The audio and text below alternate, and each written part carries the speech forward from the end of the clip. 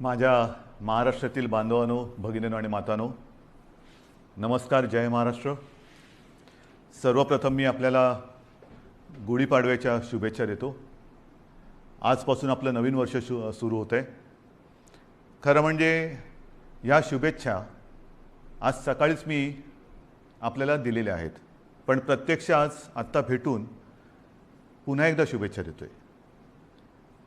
गेल्याही वर्षी आपण गुढीपाडव्याच्या शुभेच्छा दिल्या होत्या आणि त्या सुमारास साधारणतः एक आपण अशी आशा व्यक्त केली होती, एक प्रार्थना केली होती की पुढचा गुढीपाडवा जो आहे म्हणजे आजचा, हा कोविड मुक्त वर्षाची सुरुवात करणारा असू दे. मधल्या काळामध्ये तशी परिस्थिती नक्की आपण निर्माण केली होती. त्याचं श्रेय मी आपल्या शासकीय यंत्रणा म्हणजे मग डॉक्टर्स, आरोग्य कर्मचारी, पोलीस वगैरे, महसूल यांच्या बरोबरीने आपल्याला सुद्धा त्याचं श्रेय देतोय. साधारणतः डिसेंबर, जानेवारी, फेब्रुवारीपर्यंत आपण कोविडवरती चांगलं नियंत्रण मिळवलं होतं. मग गेल्या वर्षीचा गुढीपाडवा म्हणजे साधारणतः हाच काळ आणि या वर्षीचा याच्यामध्ये नक्की फरक काय झालेला आहे? फरक खूप झालेला आहे. मधल्या काळात जे आपल्याला वाटत होतं की हे युद्ध आपण जिंकत आलेलो आहोत, त्या युद्धाला पुन्हा एकदा सुरुवात झालेली आहे. आणि ही सुरुवात अशी तशी नाही आहे, तर फार भयानक पद्धतीने ही रुग्णवाढ झालेली आहे. भयानक पद्धतीने म्हणजे आजचा जो आकडा आहे रुग्णांचा, तो आजपर्यंतचा सगळ्यात उच्चांक गाठणारा हा आकडा आहे. जवळपास 60,212 एवढे कोविड पॉझिटिव्ह रुग्ण आज आपल्या राज्यामध्ये नोंदवले गेलेले आहेत. 60,212 म्हणजे फार भीतीदायक ही परिस्थिती आहे. त्याच वेळेला मी एक आणखीन गोष्ट आपल्याला सांगू इच्छितो की साधारणतः गेल्या वर्षी जेव्हा कोविडने आपल्या राज्यामध्ये किंबहुना आपल्या देशामध्ये पहिलं पाऊल टाकलं, तेव्हा आरोग्य सुविधा काय होत्या मी वेळोवेळी आपल्याला कल्पना दिलेली आहे. कोविडसाठी चाचणी करणारी जी लॅब आपण म्हणतो ती आपल्या राज्यात 1 किंवा 2च होत्या. आज सर्व मिळून जवळपास 523 चाचणी केंद्र आपल्या राज्यामध्ये आहेत. आता तुम्ही म्हणाल तुम्ही 523 सुरू केलेत, ते केलेलीच आहेत, पण तरी देखील चाचणीसाठी आणि चाचणीचे रिपोर्ट यायला उशीर लागतोय. कारण सरळ आहे की आता त्या वाढवलेल्या सुविधासुद्धा आपल्याला अपुऱ्या पडायला लागलेल्या आहेत. प्रत्येक गोष्टीची एक क्षमता असते, त्या क्षमतेपेक्षा अधिक भार जर कोणत्याही यंत्रणेवरती पडला किंवा टाकला तर साहजिकच आहे काही काळ हे असं चालत राहील आणि मग काही काळानंतर ती यंत्रणा कोलमडून पडेल. आज आपल्या चाचणी केंद्रांवरती प्रचंड ओझं आलेलं आहे. रोजच्या रोज आपण चाचण्यांची संख्या वाढवतो आहोत. साधारणतः 85,000 करत होतो, ते आता 2.25 लाखापर्यंत गेलेले आहे. अजूनही वाढवतो आहोत. मुंबईमध्ये सुद्धा आपण खूप वाढ केलेली आहे. कोविड केअर सेंटर्स गेल्या वेळेला साधारणतः 2600 होते, 2665, आता 4000च्या आसपास आपण केलेले आहेत. बेड्सची संख्या वाढवलेली आहे. बेड्ससुद्धा मी बघतो इकडे की गेल्या वेळेला किती होते, गेल्या वेळेला साधारणतः 3.25 लाख होते, आता 3.5 लाखाच्या वरती गेलेले आहेत. म्हणजे याच्यामध्ये सगळे आले, आयसोलेशन बेड्स आले, व्हेंटिलेटरचे आले, साधारणतः मध्यम लक्षणाचे आले, सगळेच.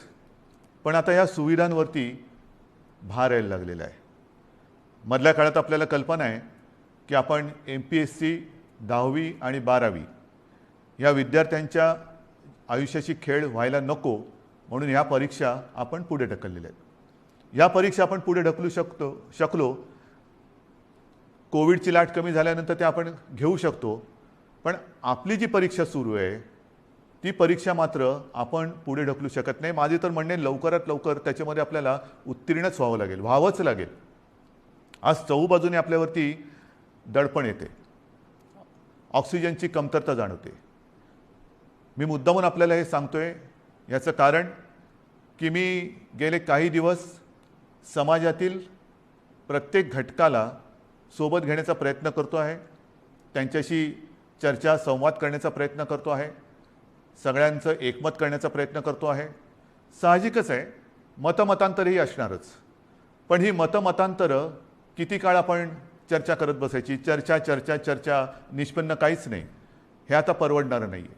कारण हा जो कालावधी आहे, हा जो वेळ आहे, हा एकदा जर का आपल्या हातातून निघून गेला तर मग आपल्या मदतीला कोणी येऊ शकणार नाही. आणि ही सगळी परिस्थिती आता मी जी तुम्हाला सांगतो आहे, साधारणतः आज आपल्या राज्यामध्ये 1200 मेट्रिक टन ऑक्सिजनचं उत्पादन दर दिवशी होतं. 1200 मेट्रिक टन. आजच्या घडीला आपण 100% ऑक्सिजनचा वापर हा पूर्णपणे आरोग्य सुविधांसाठी, म्हणजे ज्यांना कोविडमध्ये ऑक्सिजनची आवश्यकता आहे, प्राणवायू, त्यांच्यासाठी वापरतो 100%. आणि हा वापर जर 1200 मेट्रिक टन आपला रोजचा उत्पादनाचा आकडा मी आपल्याला सांगितला, तर साधारणतः आजच आपण 950 ते 1000 टन प्रतिदिन एवढा ऑक्सिजन कोविड रुग्णांसाठी वापरतो आहोत. म्हणजे किती आपण काठोकाठ आलो ते बघा. बेड्स मिळत नाही आहेत, ऑक्सिजन आत्ता अपुरा पडायला लागलेला आहे. रेमडेसिवीर औषधांची प्रचंड मागणी वाढलेली आहे. रेमडेसिवीरचं सुद्धा मधल्या काळामध्ये मागणी एकदम खाली गेली आणि ती खाली गेल्यानंतर कंपन्यांनी उत्पादन जवळपास कमी केलं किंवा ना थांबवलं. अचानक मागणी वाढली आणि मागणी वाढल्यानंतर हे औषध पुन्हा तयार करायला साधारणतः त्याला, हे त्यांच्या शब्दात जे मला थोडंफार कळतं आहे, समजतं ते मी तुम्हाला सांगतोय, की ते औषध मॅच्युअर व्हायला 2 ते 3 आठवडे लागतात. आता तेवढा कालावधी त्याला द्यावा लागतो. आता हळूहळू हा पुरवठा आपल्याकडे सुरू झालेला आहे. आपण ही औषधं कुठेही कमी पडू देणार नाही. जिथून मिळतील तिथून आपण घेतो आहोत. ऑक्सिजनसुद्धा मी मुद्दामून आपल्याला हा नकाशा आपल्यासमोर दाखवतो आहे. केंद्राकडे आपण विनंती केलेली आहे. एक 4-5 दिवसापूर्वी माननीय पंतप्रधानांसमवेत जी व्हिडिओ कॉन्फरन्स झाली, त्या व्हिडिओ कॉन्फरन्समध्ये सुद्धा ही परिस्थिती मी त्यांना सांगितली. साहजिकच आहे, पंतप्रधान आहेत, त्याच्यामुळे मी काही वेगळं सांगण्याची आवश्यकता नाही. रोजच्या रोज त्यांच्याकडे हा अहवाल जातो आहे. रुग्णसंख्या किती आहे, एकही रुग्णसंख्या किंवा मृत्यू आपण लपवत नाही आहोत, हे तर तुम्हाला पहिल्यापासून माहिती आहे. पारदर्शकपणाने सगळ्या गोष्टीला तोंड देतो आहोत, धाडसाने तोंड देतो आहोत, हे महत्त्वाचं आहे. काही लपवत नाही आहे. आणि म्हणून मी त्यांना विनंती केली की पंतप्रधान महोदय, की आम्हाला आत्ताची जी काय परिस्थिती आहे ती पाहिल्यानंतर येत्या काही काळामध्ये ऑक्सिजनची आवश्यकता लागणार आहे. आमच्या इथे जे कारखाने आहेत किंवा जे उद्योग आहेत त्यांना मी विनंती केलेली आहे, त्यांनी तसं कबूल केलेलं आहे. त्यांच्या क्षमतेप्रमाणे ते आपल्याला ऑक्सिजन द्यायला त्यांनी सुरुवातही केलेली आहे. पण तरी देखील आपल्याला अधिकचा जो ऑक्सिजन लागणार आहे तो आम्हाला इतर राज्यातून आणण्यासाठी परवानगी द्या आणि ती वाहतूक सोयीस्कर होईल याच्यासाठी सुद्धा मदत करा. आता हे त्यांना सांगितल्यानंतर साधारणतः हा नकाशा बघा. ह्या नकाशामध्ये कुठून कुठून ऑक्सिजन आणण्यासाठी आपल्याला त्यांनी परवानगी दिलेले ते आपल्याला कळेल.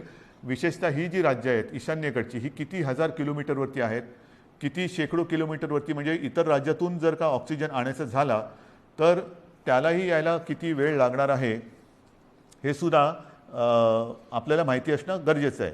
म्हणजे हा एकदम शेवटचा जो आहे पश्चिम बंगालमधला आहे तो 1300 किलोमीटरवरती. म्हणजे असे खूप काही शेकड्यापासून, म्हणजे काही आपल्या राज्यात आहेत, परंतु इतर राज्यांमध्ये सुद्धा जे कारखाने किंवा ऑक्सिजन उत्पादक आहेत त्यांच्याकडनं आपल्याकडे ऑक्सिजन यायला रस्त्याने आणि रोजचा किती येणार, किती आणणार, सुरळीत पुरवठा आपल्याला पाहिजे. आणि त्याच्यासाठी मी माननीय पंतप्रधानांना काही विनंत्या करतो आहे. त्या बाकीच्या तर मी आपल्याकडे सांगतोच, पण एक विनंती मी त्यांना करतो आहे, ज्याच्याबद्दल मी अधिकृत पत्र पण लिहितो आहे, की ही रस्त्याने आता ऑक्सिजन आणेपर्यंत आमच्याकडे फार विचित्र परिस्थिती निर्माण झालेली आहे. मला कल्पना नाही असं करता येणं शक्य आहे का. असेल तर आपल्याला लष्करी तज्ज्ञांची मदत घेऊन जर हवाई वाहतुकीने आमच्याकडे ऑक्सिजन आणू शकलो आपण आणि आणू शकत असू तर कृपा करून आम्हाला नुसती परवानगी नाही तर एअरफोर्सला सांगून आम्हाला मदत करायचे तसे आदेश द्या. एवढी निकड आता आपल्याला ऑक्सिजनची लागलेली आहे. कारण तुम्हाला मी हा नकाशा दाखवला. आपल्याकडनं टँकर जाणार, तिकडनं ते भरणार, त्याच्याकडनं ते आपल्याकडे येणार. कदाचित तिथे जरी टँकर्स मिळाले तरी तिथे ते टँकर भरले जाणार आणि आपल्याकडे येणार. पुन्हा इकडे आणून एका वेळेला किती आणणार, आणखीन ऑक्सिजन लागणार. मग रोजची ही वाहतूक आपल्याला सुरू ठेवावी लागणार. रोज आपल्याला ऑक्सिजनचा हा पुरवठा लागणार आहे, रोज आपल्याला रेमडेसिवीरचा पुरवठा लागणार आहे. आणि ही सगळी परिस्थिती बघितल्यानंतर मग मात्र आपल्याला ही आपत्कालीन परिस्थिती आहेच ही धरून हवाई वाहतुकीने लष्कराच्या मदतीने सुद्धा जर करता येणं शक्य असेल तर कृपा करून तशी मदत आम्हाला करावी अशी विनंती मी आपल्या माध्यमातून सुद्धा म्हणजे आता या फेसबुक लाईव्हच्या माध्यमातून आणि मी स्वतः व्यक्तिगत फोनही करीन आणि पत्रसुद्धा लिहितोय. तर ही एक मागणी आहे. तसंच आणखीन एक दोन मागण्या ज्या मला काही वर्गाने केलेल्या आहेत त्यासुद्धा मी वाचूनच दाखवतो की साधारणतः मार्च महिन्यामध्ये GSTचा परतावा दाखल करण्याची मुदत असते. ती मुदत लघु आणि मध्यम उद्योजकांसाठी आणखीन 3 महिन्यांनी वाढवावी अशी मी विनंती माननीय पंतप्रधानांना करतोय की आता हे सगळे संकटातच आहोत आपण. हे संकट ही आपत्ती आहे. या आपत्तीमध्ये आपणच यांना सांभाळून घ्यायला पाहिजे. कारण इतर वेळेला अर्थचक्र चालवणारी हीच लोक आहेत. उद्योगधंदे राहिले पाहिजेत, रोजीरोटी राहिली पाहिजे, नाहीतर मग जगायचं कशासाठी. तर त्यांना थोडासा एक आधार देण्यासाठी GSTचा जो एक परतावा आहे तो त्याला 3 महिन्यांनी तरी किमान मुदतवाढ द्यावी अशी मी माननीय पंतप्रधानांना विनंती करतो आहे. नंतर जसे आपण बघत असतो की भूकंप होतो, काही वेळेला अतिवृष्टी होते, पूर येतो, मग ती नैसर्गिक आपत्ती आपण जाहीर करतो. नैसर्गिक आपत्ती जाहीर केल्यानंतर मग त्याच्यामधले जे काही निकष असतात त्या निकषच्या अनुषंगाने आपण वैयक्तिक मदत ही करत असतो. तर ही सुद्धा एक नैसर्गिक आपत्ती आहे, ती तर आपण सगळ्यांनीच मानलेली आहे. पण ह्या नैसर्गिक आपत्तीमध्ये जसं इतर नैसर्गिक आपत्तीमध्ये जे निकष आपण लावतो आणि विशेषतः ज्यांची रोजीरोटी ही ह्याच्यामध्ये थोडीशी हल्लेली आहे म्हणा किंबहुना जाण्याची शक्यता निर्माण झालेली आहे, त्यांच्या रोजीरोटीवरती गदा किंबहुना संकटात सापडलेली आहे, अशा लोकांना व्यक्तिगत मदत आपण काय करू शकतो ती मदतसुद्धा द्यावी अशी मी माननीय पंतप्रधानांकडे विनंती करतो आहे. याचं कारण असं की ही आपत्ती ही फार विचित्र आहे. याच्यावरती अजूनही म्हटलं तर औषध सापडलेलं तर नाहीच आहे, पण लस ही सापडलेली आहे. माननीय पंतप्रधानांनी सांगितलं की 11 ते 14 तारखेपर्यंत टीका महोत्सव करा. आहे माझं तर म्हणणं केवळ 4च दिवस नाही, आमच्याकडे आम्ही लसीकरणाचा वेग हा मोठ्या प्रमाणावरती वाढवलेला आहे. पुन्हा मी त्या लस किती मिळते आणि किती ह्या राजकारणात जाऊ इच्छित नाही, पण लसीकरण हे वाढवावंच लागेल. लसीकरण का वाढवायचं तर लसीकरण केल्यानंतर ह्या लाटेतून बाहेर पडू का नाही. कारण लस दिल्यानंतर सुद्धा प्रतिकारक शक्ती यायला काही दिवस जावे लागतात. नक्कीच आत्ताची लाट ही प्रचंड मोठी आहे. या लाटेतून आपल्याला काही गोष्टी मी पुढे सांगणार आहेत त्या करूनच बाहेर पडावं लागेल. परंतु लसीकरण एवढ्यासाठी की लसीकरण केल्यानंतर तिसरी लाट, कारण जगामध्ये आता तिसरी लाट, चौथी लाट, पाचवी लाट ह्या अशा लाटामागून लाटा ह्या येत आहेत, हा अनुभव आहे. जसं ब्रिटननी काय केलं 2.5 ते 3 महिने अत्यंत कडक निर्बंध लावले, लॉकडाऊन केला. पण दरम्यानच्या काळामध्ये त्यांनी संपूर्ण जनतेला जवळपास काही टक्के जनता त्यांनी आता कव्हर केली, 50%हून जास्त झाली असेल जनतेला त्यांनी वॅक्सिनेशनच्या माध्यमातून एक सुरक्षित केलं. लसीचा पहिला डोस देऊन टाकला आणि तो दिल्यानंतर आत्ताचं तिथलं जे चित्र आहे हॉस्पिटलायझेशन बरंचसं कमी झालेलं आहे, मृत्यूदर हा घटलेला आहे. मग त्याच दिशेने त्याच मार्गाने आपल्याला देखील जावं लागेल. आपल्याला येत्या काही काळात भरपूर प्रमाणामध्ये लसीकरण वाढवावं लागेल की जेणेकरून पुढची लाट आपण कदाचित थोपवू नाही शकणार, पण तिचा वेग हा मंदावू शकू. म्हणजे पहिली लाट आता जर का बघितलं आपण पाठीवळून बघताना तर ह्या लाटेच्या तुलनेत ती लाट काहीच नव्हती. एवढी प्रचंड मोठी ही लाट आहे. अजूनही आपण पीकच्या जवळ गेलो आहोत की नाही कळायला मार्ग नाही आहे. रोजची रुग्णसंख्या वाढते आहे की कुठपर्यंत वाढेल सांगता येत नाही. एक वेगळेपण मी आपल्याला सांगतो की गेल्या वर्षीसुद्धा जेव्हा कोविडची सुरुवात झाली तेव्हा साधारणतः आपण एक चित्र समोर ठेवत असतो की आज एवढी रुग्णसंख्या आहे तर 15 दिवसानंतर रुग्णसंख्येत किती वाढ होईल, रुग्णवाढ किती होईल, महिन्याभरानंतर रुग्णवाढ किती होईल, आणखीन अशीच रुग्णवाढ राहिली, हाच वेग राहिला तर किती दिवसात किती रुग्णवाढ होईल. आणि मी आपल्याला सांगू इच्छितो गेल्या वर्षी केवळ आपल्या आणि आपल्याच जिद्दीमुळे आणि आपल्या संयमाने, आपल्या सहकार्यामुळे जे काही चित्र आपल्याला दाखवलं गेलं होतं तेवढी लाट आपण येऊ दिली नव्हती. त्यापेक्षा कितीतरी खाली आपण कोविडला ठेवला होता. म्हणजेच काय, आपण एकदा हे करून दाखवलेलं आहे. होय, एकदा आपण हे करून दाखवलेलं आहे, कोविडवरती नियंत्रण मिळवून दाखवलेलं आहे.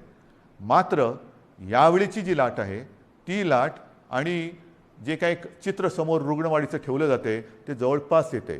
म्हणजे जी अपेक्षित रुग्णवाढ 15 दिवसांनी किती होईल, महिनाभरानंतर किती होईल, हे जे काय सांगितलं जाते ते चित्र हे यावेळेचं जवळपास सारखं आहे. गेल्या वेळेला जेवढी आपण आरोग्य सुविधा वाढवली की आरोग्य सुविधा नाही म्हटलं तरी तोकडी पडताना आपल्याला आता दिसते, आपण अनुभवतो आहोत. पण म्हणून आपण काही स्वस्थ नाही बसलेलो, आपण हातपाय गाळून अजिबात बसलेलो नाही, बसणारच नाही. जिद्दीने आपण लढणार आणि जिंकणारच, जिंकायचंच ही जिद्द घेऊनच आपण युद्ध लढतो आहोत. आज सुद्धा मी जे काय आपल्याला सांगणार आहे ते का पाहिजे. एक तर ही रुग्णवाढ भयावह आहे, भीतीदायक आहे. ऑक्सिजनचा उपयोग आपल्याला जास्त करावा लागतोय कारण तेवढी रुग्णसंख्या वाढते. ऑक्सिजनची कमतरता ही आता जाणवायला लागलेली आहे, औषधांची कमतरता ही जाणवायला लागलेली आहे, रुग्णशय्यांची कमतरता ही आता दिसायला लागलेली आहे. आपण येत्या काळामध्ये पुन्हा एकदा आरोग्य सुविधा आणखीन वाढवतो आहोत. मुंबईत वाढवतोय, विदर्भात वाढवतोय, पुण्यात वाढवतोय, सगळीकडे वाढवतो आहोत. जिथे जिथे जे जे करता येणं शक्य असेल ते ते आपण सगळे मिळून करतो आहोत. मग तिकडे ऑक्सिजनचे बेड्स वाढवायची आवश्यकता असेल तर ते वाढवतो आहोत, व्हेंटिलेटर्स वाढवण्याची आवश्यकता असेल तर ते वाढवतो आहोत, आयसोलेशन बेड्स वाढवण्याची आवश्यकता असेल ते वाढवतो आहोत, क्वारंटाईन वाढवण्याची आवश्यकता असेल ते वाढवतो आहोत. पण हे एकतर्फी झालं. एकतर्फी म्हणजे असं की त्याला अजून दोन गोष्टी आहेत. ही आरोग्य सुविधा वाढवल्यानंतर प्रत्यक्ष उपचार करण्यासाठी आपल्याला डॉक्टर्स लागणार. डॉक्टर्ससाठी सुद्धा आपले प्रयत्न चालू आहेत. आत्ता नवीन जे विद्यार्थी आपले उत्तीर्ण झालेले आहेत त्यांना आपण आवाहन करतो आहोत की तुम्ही पण या, त्यांचीसुद्धा आपण आरोग्याची काळजी घेणार आहोत, त्यांनासुद्धा आपल्यासाठी आपल्यासोबत घेणार आहोत. त्याचबरोबरीने मी जसं गेल्या वर्षी एक आवाहन केलं होतं की निवृत्त झालेले काही डॉक्टर्स किंवा डॉक्टर कधी तसे निवृत्त होतच नाहीत, पण परिचारिका असतील, आरोग्य कर्मचारी असतील, त्यांनासुद्धा मी आवाहन करतो आहे की तुम्हीसुद्धा पुन्हा एकदा ह्या महाराष्ट्रावरती कोसळलेल्या नैसर्गिक संकटात मदतीला, नुसतं मदतीला नाही मी म्हणत, लढायला पुढे या, लढण्यासाठी पुढे या. सर्व स्वयंसेवी संस्था आहेत, सेवाभावी संस्था आहेत, व्यक्ती आहेत, त्यांनासुद्धा मी आवाहन करतो आहे की आता वेळ आलेली आहे, तुम्हीसुद्धा या. जे जे आपण करता येणं शक्य असेल आणि जे जे तुम्ही करू शकाल ते ते करण्यासाठी आणि हे युद्ध जिंकण्यासाठी तुम्ही सरकारच्या सोबत या. बांधवांनो आणि भगिनीनो, ही उणीधुणी काढण्याची वेळ नाही आहे. मी गेल्याही वेळेला सांगितलं होतं, सर्व राजकीय पक्षांना पुन्हा एकदा आवाहन करतो आहे की उणीधुणी काढत बसू नका. आता जर का उणीधुणी काढत बसलो तर महाराष्ट्र आपल्याला माफ नाही करणार.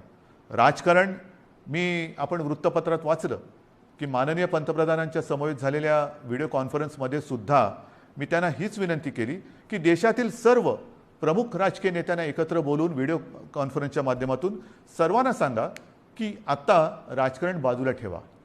हे फार मोठं संकट आहे. आपण एकत्र येऊन जर का लढलो नाही, जर आपण याला साथ म्हणत असू तर आपण सुद्धा एक साथ आलो पाहिजे, एक साथ लढलं पाहिजे, तरच या साथीवरती आपण विजय मिळवू शकतो. आणि म्हणून ही सगळी परिस्थिती आपल्याला सांगितल्यानंतर नाईलाजाने मला काही गोष्टी ह्या थोड्याशा बंधनात्मक आपल्याला कराव्या लागणार आहेत. आणि मला खात्री आहे की हे जे निर्बंध आपण लावतो आहोत हे केवळ आणि केवळ आपल्यासाठी आहेत. मला आनंद होतोय असं कृपा करून समजू नका. मी गेले महिनाभर साधारणतः याची कल्पना देत आलेलो आहे की असं नाही झालं तर काय होईल, तसं नाही झालं तर काय होईल. आपण तसं म्हटलं तर बराचसा वेळ चर्चेमध्ये आणि विचारविनिमयात घालवलेला आहे. आता मात्र कडक पावलं उचलण्याची आवश्यकता आणि ती वेळ तो क्षण आलेला आहे. मग काय करायचं. मी एकदम काही लॉकडाऊन असं म्हणत नाही आहे, पण काही निर्बंध हे साधारणतः त्या सदृश्य आहेत. कारण ही साखळी जर का तुटली नाही तर ही साखळी आपल्याला पूर्ण गुरफटून गुंबरून टाकल्याशिवाय राहणार नाही. आपल्याला रोजीरोटी महत्त्वाची आहेच, त्याहीबद्दल मी बोलणार आहे. पण रोजीरोटीच्या बरोबरीने आधी जीव वाचवायला पाहिजे. जीव वाचलं तर सगळं काही आहे. आणि जीव वाचवणं हाच आत्ता आपल्यासमोरचा महत्त्वाचा मुद्दा आहे. आणि तो वाचवण्यासाठी मी पुन्हा एकदा सगळ्यांना हात जोडून विनंती करतो आहे की आजपर्यंत जी काही निर्बंध आपण टाकलेले होते त्या निर्बंधात आता आपण अधिक वाढ करतो आहोत. आणि हे निर्बंध उद्या 8 वाजल्यापासून, संध्याकाळी 8 वाजल्यापासून आपल्या राज्यात लागू होतील. एक फक्त अपवाद थोडा आपल्याला करावा लागणार आहे, कारण तिथे 2-4 दिवसामध्ये मतदान आहे, ते म्हणजे पंढरपूर मंगळवेढा मतदारसंघ, विधानसभा मतदारसंघ. आपल्याला कल्पना आहे की तिथले आपले लोकप्रतिनिधी भारत भालके यांचं कोरोनामुळेच निधन झालं होतं. दुर्दैवाने ते आपल्यातून गेले आणि त्यांची जी जागा आहे त्या मतदारसंघात येत्या 2-5 दिवसामध्ये मतदान आहे. मतदान झाल्यानंतर मात्र तिकडे सुद्धा हे निर्बंध अत्यंत कडकपणाने लागू होतील. म्हणून मी थोडंसं माझ्या आणि आपल्या सगळ्यांच्या मनाविरुद्ध असलं तरी ह्या काही गोष्टी आपल्याला सांगतो आहे. मला खात्री आहे की आजपर्यंत जसं सहकार्य आपण मला केलं, ज्या ज्या गोष्टी मी आपल्याला सांगितल्या त्या गोष्टी आपण पाळल्या, तसंच सहकार्य येत्या काही दिवसासाठी आपण मला कराल आणि तसं करावं अशी मी पहिल्याप्रथम आपल्याला विनंती करतोय. काही निर्बंध मी आपल्याला वाचून दाखवतो आहे आणि बाकीचे सर्व निर्बंध जे आहेत, सगळे नियम आहेत, ते लवकरात लवकर हे प्रसिद्धी माध्यमाच्या माध्यमातून आणि आपल्या जी काही साईट आहे त्याच्यावरती अपलोड केले जातील की जेणेकरून सर्वांना अत्यंत स्पष्ट शब्दात त्याची कल्पना येईल. जे निर्बंध आहेत ते असे आहेत की उद्या संध्याकाळपासून आपण ब्रेक द चेन म्हणजे ही शृंखला तोडायची, आपल्याला तोडावीच लागेल. आणि ती तोडण्यासाठी आपण राज्यात 144 कलम लागू करतो आहोत. म्हणजेच आजपर्यंत ही दिवसा जमावबंदी आणि रात्री संचारबंदी असं होतं, कधी रात्री जमावबंदी करत होतो. आता मात्र आपल्याला पुढचे किमान 15 दिवस राज्यामध्ये संचारबंदी लागू करावी लागत आहे. अनावश्यक येणं जाणं हे आपल्याला आता पूर्ण बंद, मी टाळणं म्हणत होतो, आता ते पूर्ण बंद करावं लागणार आहे. कोणत्याही व्यक्तीला अतिआवश्यक काम किंवा योग्य कारण नसेल तर घराबाहेर आपण आता पडू द्यायचं नाही आहे. मी तर विनंती करतोय की हे मी नियम सांगतोय, पण मला आपल्याकडनं उलटं पाहिजे की जसं एक शब्द आहे जनता कर्फ्यू, जनता ठरवते की नाही आम्हीच आता हे करणार किंवा हे करणार नाही, तसं तुम्ही ठरवायचं आहे की नाही आहे ना आता तसं अनावश्यक काही काम आणि आहे ना बाहेर संकट, तर मग मीच कारण नसताना घराबाहेर पडणार नाही.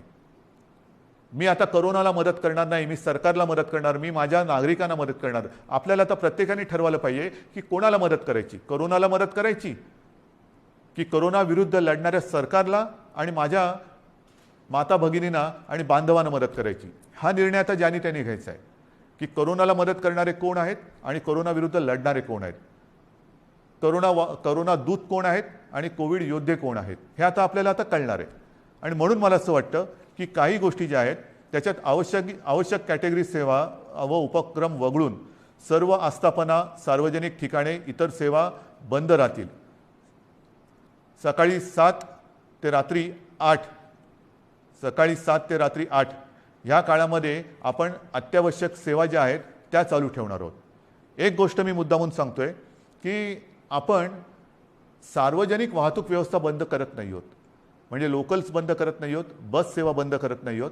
मात्र त्या केवळ आणि केवळ अतिआवश्यक कामासाठीच वापरल्या जातील. आणि त्यातून त्या चालू का ठेवतोय तर जीवनावश्यक सेवा सुविधा देणारा जो कर्मचारी वर्ग आहे त्याचं येणं जाणं, कारण त्या जर का बंद पडल्या म्हणजे पाणी आहे, आपले सफाई कामगार आहेत, त्यांना कुठेही तसं आपण सांगू शकत नाही वर्क फ्रॉम होम, घरी राहा आणि शहर स्वच्छ करा, घरी राहा आणि शहराचा पाणी पुरवठा सुरळीत ठेवा. नाही, त्यांना संकट असो वा नसो आपल्यासाठी, आपल्याला सेवा सुविधा देण्यासाठी रोज कामावर यावंच लागणार आहे. आणि म्हणून त्यांची ये जा ही सुलभतेने व्हावी म्हणून आपण पब्लिक ट्रान्सपोर्ट हे चालू ठेवतो आहोत. आणि त्याच्यामध्ये सुद्धा आवश्यक कॅटेगरी कोणती धरलेली आपण, साहजिकच आहे, रुग्णालय आहेत, दवाखाने आहेत, वैद्यकीय, विमा, औषधी कंपन्या, औषधी दुकाने, वैद्यकीय सेवा देणारे काही डीलर्स आहेत, वाहतूक सप्लाय चेन आहे, लस उत्पादक व वाहतूक करणारे, कारण लस उत्पादक त्यांच्यासाठी वायल्स लागतात, त्यांचे कारखाने उघडे राहतील, त्यांची वाहतूक ये जा करणारे वाहन आहेत ती चालू राहणार आहेत. मास्क, जंतुनाशक उत्पादक, वितरक, वैद्यकीय कच्चा माल सगळे. त्याचप्रमाणे जनावरांशी जे संबंधित आहेत, म्हणजे आपले कृषीची जनावरं आली, शहरामध्ये आपले ज्याला आपण पाळीव प्राणी म्हणतो त्यांच्या संबंधितली दुकानं, त्यांची दवाखाने हे उघडे राहतील. शीतगृहे, वेअरहाऊसिंग, हवाई वाहतूक, रेल्वे, बस, ऑटो, विविध देशांची राजनैतिक कार्यालय. नंतर तोंडावरती पुन्हा पावसाळा आलेला आहे. एप्रिल तर अर्धा गेला, येत्या 1.5 महिन्यामध्ये पाऊस येणार. पावसाळ्याची जी काही कामं आहेत ती पावसाळी पूर्वच करावी लागतात. तर ती पावसाळ्यासाठीची पावसाळीपूर्वीची जी कामं आहेत ती सगळी चालू राहतील. त्याच्यानंतर बँक्स, रिझर्व्ह बँक इंडिया आणि त्यांच्याशी संबंधित सगळे सेबीने मान्यता दिलेली कार्यालये, दूरसंचार सेवा व त्यांच्याशी संबंधित देखभाल व दुरुस्ती करणारे, ह्या सगळ्या गोष्टी, ई कॉमर्स असेल, ह्या सगळ्या आहेत. त्याच्यानंतर अधिस्वीकृतीधारक पत्रकार, त्यांनासुद्धा आपण यातनं त्यांना मुभा दिलेली आहे जाण्या येण्याची. पेट्रोल पंप चालू राहतील, पेट्रोलियम उत्पादन आहेत, कार्गो सेवा, डेटा सेंटर्स, IT सेवा, शासकीय व खाजगी सुरक्षा मंडळं, ह्या सगळ्या गोष्टी ह्या आपण चालू ठेवतो. हे आहेत, बऱ्याच गोष्टी आहेत. त्याची संपूर्ण मी आता वाचत नाही आहे, पण ह्या गोष्टी ह्या प्रसिद्धी माध्यमाच्या माध्यमातून आपल्याकडे येतील, त्याबरोबर आता अपलोड पण केल्या जातील. तेवढ्या आणि तेवढ्याच चालू राहतील. बाकीची कृपा करून मी आपल्याला विनंती करतो आहे की ह्या सेवा किंवा इतर काही आपली वाहतूक आहे ती बंद राहणार आहे. बांधकामामध्ये सुद्धा आणि इतर जे काही उद्योग आहेत त्यांनासुद्धा मी सांगतोय की तुम्हीसुद्धा जिथे जिथे तुमच्या साईट्स आहेत, एक तर त्या साईटवरती तुमच्याकडे सुविधा असेल तर तुमच्या कर्मचाऱ्यांची सोय तिथल्या तिथे करा. त्यांना उगाचच तिथून त्यांच्या घरी, त्यांच्या घरातून तिथे, म्हणजे कोविडची ये जा जशी व्हावी तशी त्यांची ये जा होऊ देऊ नका. त्यांच्या माध्यमातून कुठे कोविड पसरू देऊ नका. त्यांच्या आरोग्याची खबरदारी घ्या. जर का करायची तुमच्या कॅम्पसमध्ये सुविधा नसेल, पण काही उद्योग असे आहेत की त्यांनी त्यांच्या कर्मचाऱ्यांची एक वसाहतच वसवलेली आहे, ठीक आहे, तो कारखान्यात येईल, तिथून त्याच्या वसाहतीत जाईल, तिथून पुन्हा इकडे. एवढ्यापुरतं वाहतुकीची व्यवस्था तुम्ही करू शकत असाल तर तुमचा उद्योग चालू ठेवायला काही हरकत नाही आहे. आपल्याला अनावश्यक सगळ्या गोष्टी, सगळी ये जा ही थांबवायची आहे. म्हणून कृपा करून अनावश्यक गोष्टी ज्या आहेत त्या टाळायला पाहिजे. आता हॉटेल्स, रेस्टॉरंट यांनासुद्धा आपण त्यांच्यावरती पूर्वीप्रमाणेच निर्बंध असतील आणि टेक अवे व होम डिलिव्हरी एवढंच करता येईल. कर्मचाऱ्यांना लसीकरण आता हे बंधनकारक आहे. रस्त्यावरच्या खाद्य विक्रेत्यांना सुद्धा त्यांना आपण का परवानगी देतोय की अनेक गोरगरीब असे आहेत की ज्यांच्याकडे एकेका खोलीत ते 5-5, 7-7, 8-8 लोक राहतात. एका खोलीत एवढे लोक राहतात, त्यांच्याकडे स्वयंपाकघराची सोय नाही, मग बाहेर त्यांना खावं लागतं. आणि मग ते खाणार कुठे? जर रेस्टॉरंट्स आणि इतर ज्या काही गोष्टी आहेत त्यांना आपण टेकअवे घरी पार्सल नेण्यासाठी परवानगी देत असू, तर रस्त्यावरच्या खाद्य विक्रेत्यांना सुद्धा सकाळी 7 ते रात्री 8 ह्या वेळेमध्ये तिथल्या तिथे नाही, त्यांनी सुद्धा ते पॅक करून जो कोणी गोरगरीब येईल त्याला ते देण्याची व्यवस्था करावी. आपल्याला गर्दी टाळायची आणि अनावश्यक वाहतूक तर नाहीच पाहिजे. ह्याच्यामध्ये आवश्यक सेवेसाठी लागणारे उत्पादन करणारे उद्योग हे पूर्ण क्षमतेने चालू ठेवण्यात येतील आणि या उत्पादनांची निर्यात करणारे उद्योगसुद्धा चालू ठेवण्यात येतील. आपल्याला या सगळ्या गोष्टींची मी कल्पना देतो आहे. आता हे झाल्यानंतर काही गोष्टी अशा आहेत की बाबा हे सगळं तुम्ही निर्बंध सांगितले, मग आमच्यासाठी तुम्ही काय करणार? रोजीरोटीचं काय? मी मगाशी आपल्याशी बोलताना बोललो की माननीय पंतप्रधानांना आपण सांगतो की नैसर्गिक आपत्तीत व्यक्तिगत लाभ जसे आपण देऊ शकतो त्या अनुषंगाने काही लाभ ह्या नैसर्गिक आपत्तीत द्यावे अशी माझी विनंती आहे. मात्र राज्य सरकार म्हणून अन्न सुरक्षा जी आपली योजना आहे त्या योजनेअंतर्गत जे सगळे लाभार्थी आहेत, ह्या लाभार्थ्यांना प्रति व्यक्ती 3 किलो गहू आणि 2 किलो तांदूळ याप्रमाणे 1 महिना आपण आता मोफत धान्य देणार आहोत पुढच्या 1 महिन्यासाठी. म्हणजे कुठेही आपण त्यांची कदाचित रोजी ही मंदावली असेल पण रोटी थांबू देत नाही आहोत. त्यांच्यासाठी अन्नधान्याची व्यवस्था आपण करतो आहोत आणि याच्यामध्ये नोंद केलेले जे आपल्याकडे लाभार्थी आहेत त्यांची संख्या साधारणतः 7 कोटी आहेत. म्हणजे 7 कोटी जे आपले नागरिक आहेत ह्या वर्गात मोडणारे, त्यांना आपण पुढच्या महिन्यामध्ये, म्हणजे आजपासून जेव्हापासून ही बंधन उद्यापासून सुरू होतील, 1 महिना प्रत्येकी 3 किलो गहू आणि 2 किलो तांदूळ याप्रमाणे 1 महिना मोफत आपण धान्य देणार आहोत.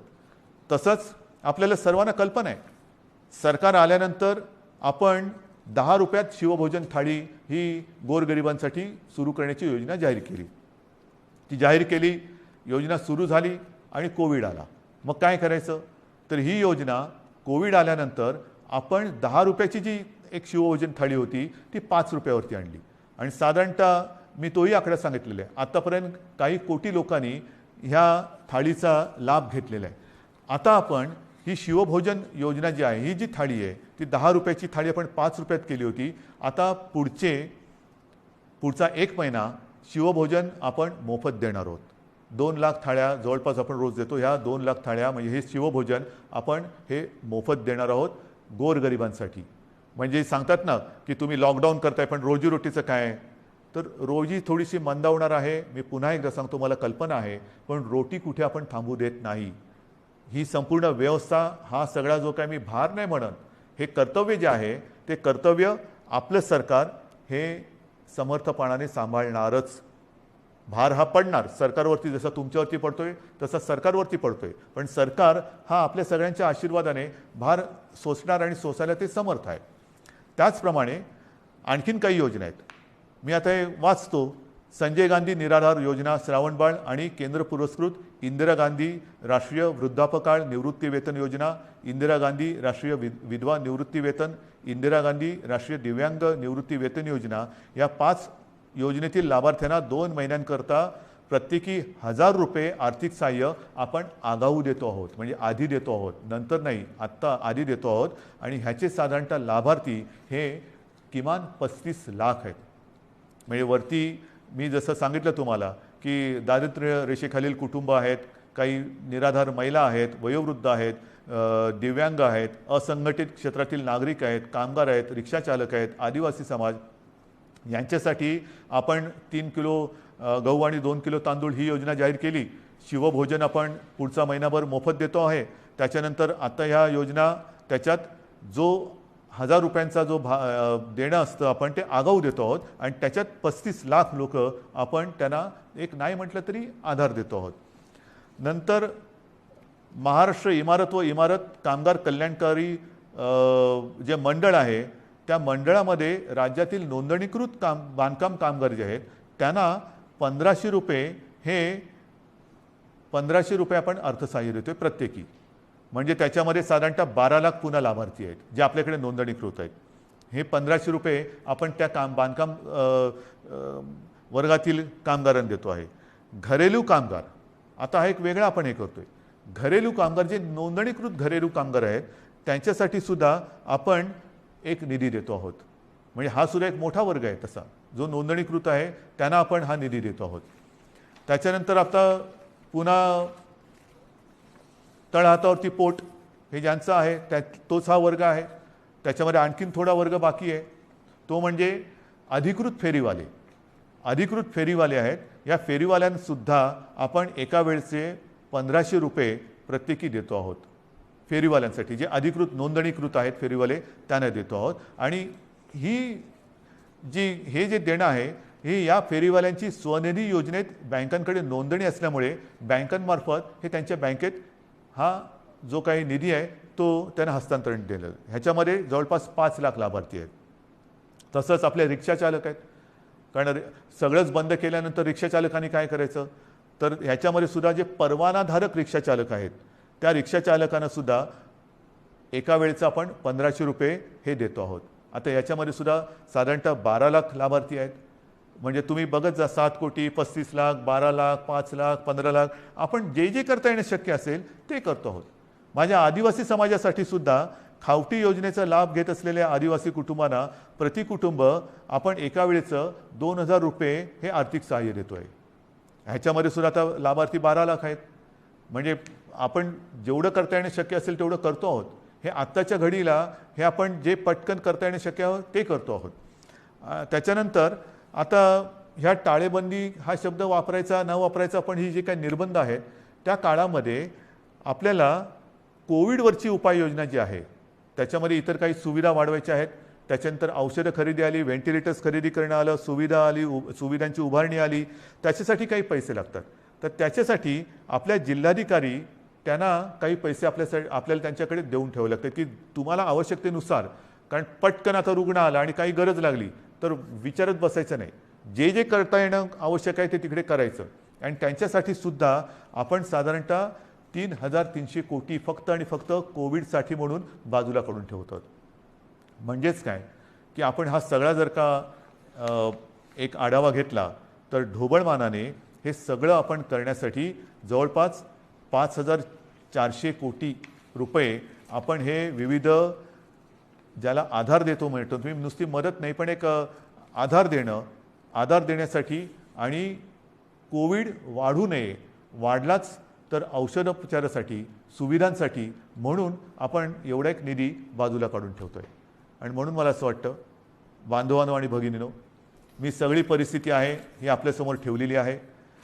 ऑक्सिजनची सुद्धा परिस्थिती आपल्याला सांगितलेली आहे, बिकट आहे. पुन्हा एकदा सांगतो, साधारणतः आपल्या राज्याची क्षमता ही 1200 मेट्रिक टन प्रतिदिनी उत्पादनाची आहे. आज जवळपास 950 मेट्रिक टनपर्यंतचा वापर ऑक्सिजनचा फक्त आणि फक्त कोविडग्रस्त रुग्णांना, ज्यांना ऑक्सिजनची आवश्यकता आहे, ज्यांचा श्वास घ्यायला त्यांना त्रास होतो आहे, ही कल्पनासुद्धा करणं अशक्य आहे, अवघड आहे की श्वास रोखला जातो म्हणजे काय होतं आहे, घुसमटणं म्हणजे काय आहे. त्यांचा श्वास मोकळा होण्यासाठी, त्यांचा श्वासोच्छ्वास परत नैसर्गिक होण्यासाठी म्हणून हा आपण ऑक्सिजन वापरतो आहोत. पण ह्याच संख्येने जर रुग्णवाढ होत राहिली तर हाताशी राहिलेला ऑक्सिजन हा येत्या काही दिवसात संपल्याशिवाय राहणार नाही.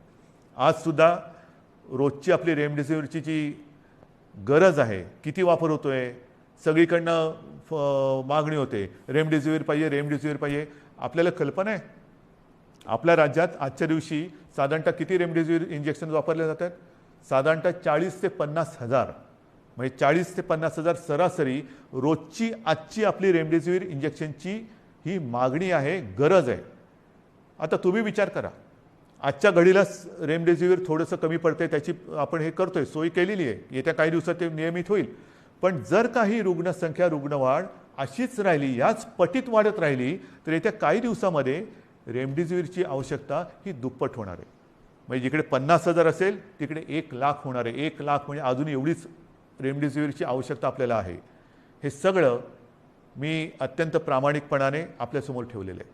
त्याच्यामध्ये कुठेही लपवाछपवी नाही, कुठेही अपारदर्शकता नाही.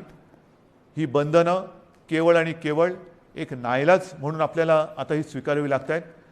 याचं कारण की जगभराचा जो अनुभव आहे, आरोग्य सुविधा वाढवणं, लसीकरण वाढवणं, मात्र त्याच वेळेला ते वाढवण्यासाठी थोडीशी एक मध्ये आपल्याला संधी लागते.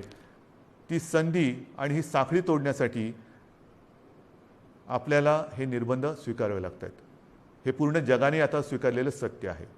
आणि म्हणून माझी आपल्याला हात जोडून विनंती आहे की ही बंधनं ही एकतर्फी टाकलेली नाही आहेत.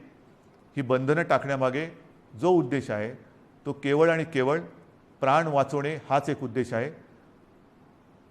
आनंददायी ही परिस्थिती नाही आहे, घाबरण्यासारखं सुद्धा तसं नाही आहे, कारण आपण समर्थपणाने ह्याचा मुकाबला करतो आहोत. आजपर्यंत जे सहकार्य आपण मला केलं, जसं मला आपल्या कुटुंबातील एक आपण मानता, त्याच तळमळीने आणि त्याच प्रेमाने आणि त्याच आपुलकीने माझ्यावरती मी पुन्हा सांगतो, टीका करणारे किती करत असले तरी त्या टीकेची पर्वा न करता आपल्याशी जी माझी बांधिलकी आहे त्या बांधिलकीला स्मरून आणि तिला जागून मी केवळ आणि केवळ माझ्या राज्याच्या, माझ्या माता भगिनींच्या, माझ्या बांधवांच्या हितासाठी ही निर्बंध आपल्यावरती थोडीशी लादत आहे. कृपा करा, न चिडता, न रागावता, समजून घेऊन सहकार्य करा आणि ही लढाई जिंकायला नुसती मदत नाही तर मी पुन्हा एकदा सांगतो की आपण सगळे सैनिक म्हणून सोबत या आणि ही लढाई जिंकायचीच या जिद्दीने पुन्हा एकदा कंबर कसून कोविड भगाव ह्या पद्धतीने आपल्याला आता हे करावं लागेल. आजपर्यंत जसं सहकार्य केलं तसंच सहकार्य यापुढेही अपेक्षित आहे. सर्वांना धन्यवाद देतो. जय हिंद, जय महाराष्ट्र.